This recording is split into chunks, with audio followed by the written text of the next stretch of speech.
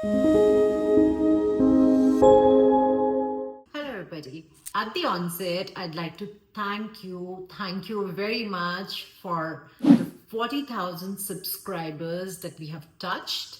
Thank you very much for watching our channel, and I will continue to provide you content which should be helpful for you with your skilled migration application for Australia. Now, this channel created by CAAN Wings is not just for our clients, it is for anybody and everybody who is planning to or has already applied for skilled migration to Australia and is looking for some sort of clarification or updates or news or anything and everything that affects his or her application for skilled migration to Australia.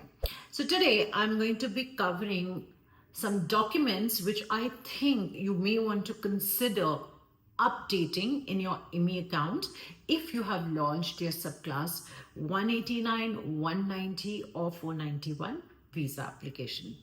Let's get started. So the first document you should consider updating would be your police clearance certificate.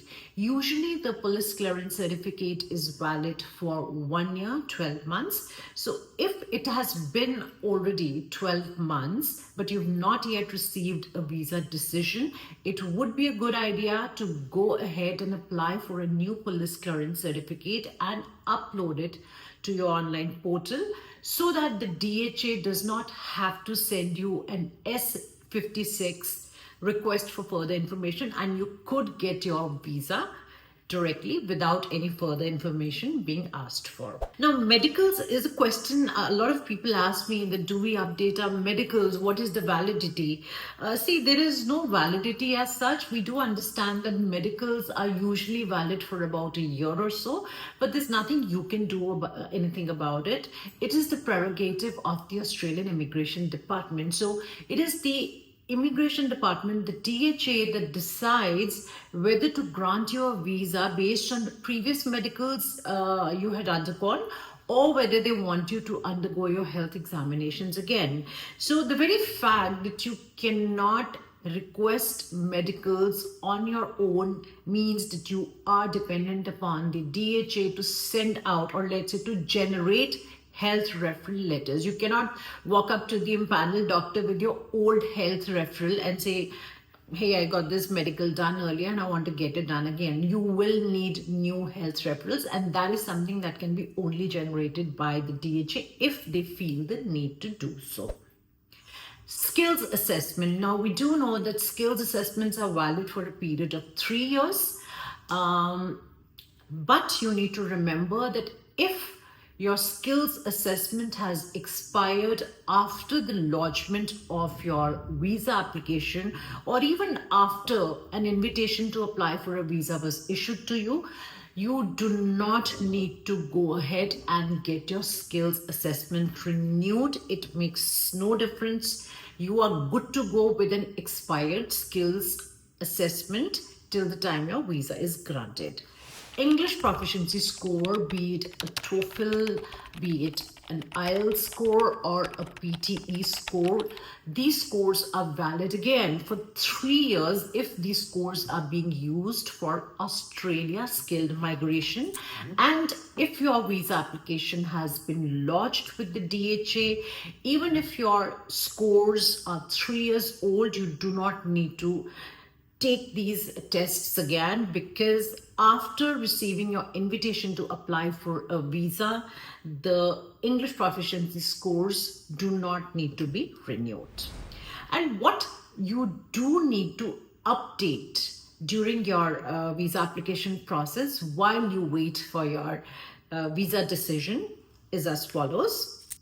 You do need to update your employment chain. So we have situations where the applicants were in ongoing continuous employment at the time of receiving an invitation to apply for a visa, or even at the time of visa lodgement.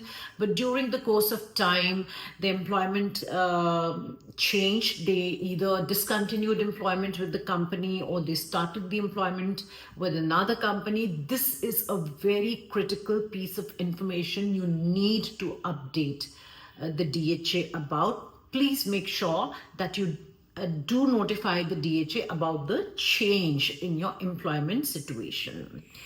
Address change. So if you've had any kind of address change in your residential address, any change in your contact number or your email address, this is again something you do need to notify the DHA. When I say address change, I'm primarily talking about the primary applicant. At the same time, we've also seen that some clients' employment addresses change. So yes, that is also something you do need to update the DHA in case your office has moved and now the office is no longer situated at the place it was situated in at the time of your visa application.